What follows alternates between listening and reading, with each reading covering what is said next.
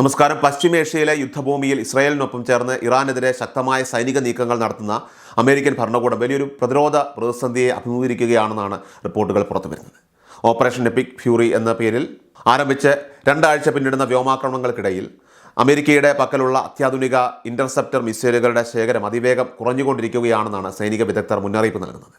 President Donald ട്രംപും പ്രതിരോധ secretary Pete ഹെഗ്സത്തും യുദ്ധം നീണ്ടുനിന്നാലും നേരിടാൻ സജ്ജമാണെന്ന് ആവർത്തിക്കുമ്പോഴും നിലവിലെ ആയുധ ശേഖരം ഉപയോഗിച്ച് ദീർഘകാലം പിടിച്ചു നിൽക്കാൻ പ്രായോഗികമായിട്ട് ബുദ്ധിമുട്ടാണെന്നാണ് പ്രതിരോധ മേഖലയിലെ കണക്കുകൾ സൂചിപ്പിക്കുന്നത്.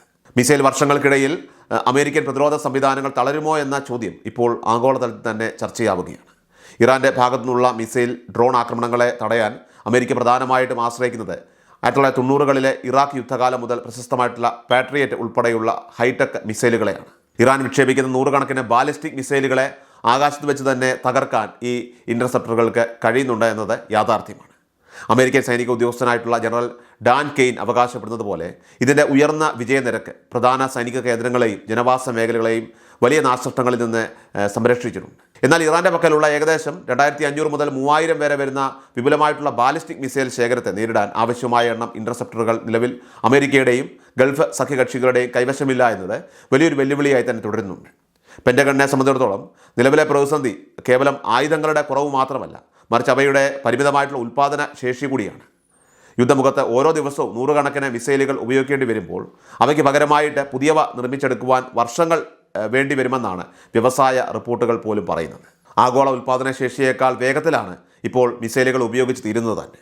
ഇറാനുമായിട്ടുള്ള ഈ ഒരു ബലപ്പിടുത്തം അത് ആഴ്ചകളോളം നീണ്ടുപോയാൽ ചൈനയിൽ നിന്നോ റഷ്യയിൽ നിന്നോ ഉണ്ടാകാനിടയുള്ള ഭീഷണികളെ നേരിടാനായിട്ട് കരുതി വെച്ചിട്ടുള്ള തന്ത്രപരമായിട്ടുള്ള ആയുധ ശേഖരം കൂടി അമേരിക്കയ്ക്ക് പുറത്തെടുക്കേണ്ടി വരും.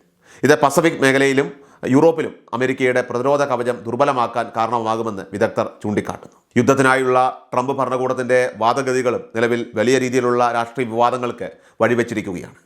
ഇറാൻ തങ്ങളുടെ സൈനിക കേന്ദ്രങ്ങളെ ആക്രമിക്കാൻ പദ്ധതിയിടുന്നുവെന്ന രഹസ്യാന്വേഷണ വിവരത്തിൻ്റെ അടിസ്ഥാനത്തിലാണ് മുൻകരുതൽ ആക്രമണം നടത്തിയതെന്ന് വൈറ്റ് ഹൗസ് ആദ്യം പറഞ്ഞിരുന്നെങ്കിലും അത്തരമൊരു ഭീഷണി ഉണ്ടായിരുന്നില്ല എന്ന് പെൻറ്റഗൺ ഉദ്യോഗസ്ഥർ തന്നെ അമേരിക്കൻ കോൺഗ്രസിന് മുമ്പാകെ വെളിപ്പെടുത്തിയത് അത് വലിയ തിരിച്ചടിയായി.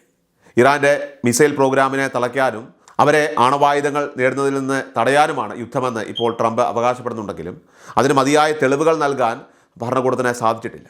ഈ സാഹചര്യത്തിലാണ് അമേരിക്കൻ പ്രസിഡന്റിൻ്റെ പ്രസ്താവനകൾ യാഥാർത്ഥ്യബോധമില്ലാത്തതാണെന്ന വിമർശനം ശക്തമാകുന്നത്. അമേരിക്കൻ ജനതയ്ക്കിടയിലും ഈ യുദ്ധത്തിനെതിരെ ശക്തമായിട്ടുള്ള പ്രതിഷേധം ഉയരുന്നുണ്ടെന്നാണ് വാർത്താ ഏജൻസിയായിട്ടുള്ള റോയിറ്റേഴ്സ് അടക്കം നടത്തിയ സർവേ ഫലങ്ങൾ വ്യക്തമാക്കുന്നത്.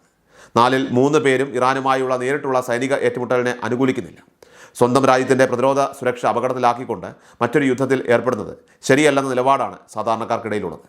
തൻ്റെ ഭരണകൂടത്തിന് കീഴിൽ രാജ്യം സുരക്ഷിതമാണെന്ന് ലോകത്തിന് മുന്നിൽ കാണിക്കാനുള്ള ട്രംപിൻ്റെ വ്യഗ്രത അതുമാത്രമാണ് ഇപ്പോഴത്തെ നീക്കങ്ങൾക്ക് പിന്നിലെന്നും രാഷ്ട്രീയ നിരീക്ഷകർ വിലയിരുത്തുന്നു. എന്നാൽ രാജ്യത്തിൻ്റെ തന്ത്രപരമായിട്ടുള്ള പ്രതിരോധ ശേഷി കുറയുന്നതായുള്ള വിവരങ്ങൾ പുറത്തു വരുന്നത് ഭരണകൂടത്തെ വല്ലാതെ അസ്വസ്ഥരാക്കുന്നു. അതേസമയം ഇസ്രായേൽ പ്രധാനമന്ത്രി ബെഞ്ചമിൻ നെതന്യാഹു ഈ സൈനിക നടപടിയെ ശക്തമായി ന്യായീകരിച്ച് രംഗത്തെത്തിയിട്ടുണ്ട്. ഈ ആക്രമണങ്ങൾ വേഗത്തിലുള്ളതും നിർണായകവുമാണെന്നും പശ്ചിമേഷ്യയിൽ ശാശ്വത സമാധാനം കൊണ്ടുവരാൻ ഇറാനിലെ നിലവിലെ ഭരണകൂടത്തിനെതിരായ നീക്കം അനിവാര്യമാണെന്നും അദ്ദേഹം വ്യക്തമാക്കി. ഇപ്പോൾ നടപടിയെടുത്തില്ലെങ്കിൽ മാസങ്ങൾക്കുള്ളിൽ ഇറാൻ്റെ ആണവ കേന്ദ്രങ്ങൾ തകർക്കാൻ കഴിയാത്ത വിധം സുരക്ഷിതമാകുമെന്നും അദ്ദേഹം മുന്നറിയിപ്പ് നൽകി. യുദ്ധത്തിൻ്റെ ഭീകരത അറിയാമെങ്കിലും തങ്ങളെ നശിപ്പിക്കാൻ ശ്രമിക്കുന്നവരിൽ നിന്ന് സംരക്ഷണം നേടാൻ ചിലപ്പോൾ ആയുധം എടുക്കേണ്ടി വരുമെന്ന നിലപാടാണ് ഇപ്പോൾ ഇസ്രായേൽ. ഇതോടെ വരും ദിവസങ്ങളിൽ പശ്ചിമേഷ്യയിലെ യുദ്ധഗതി എങ്ങോട്ട് തിരിയുമെന്നത് ആഗോള സമ്പദ് വ്യവസ്ഥയെയും സുരക്ഷയെയും സംബന്ധിച്ച് ഏറെ നിർണായകമാകും.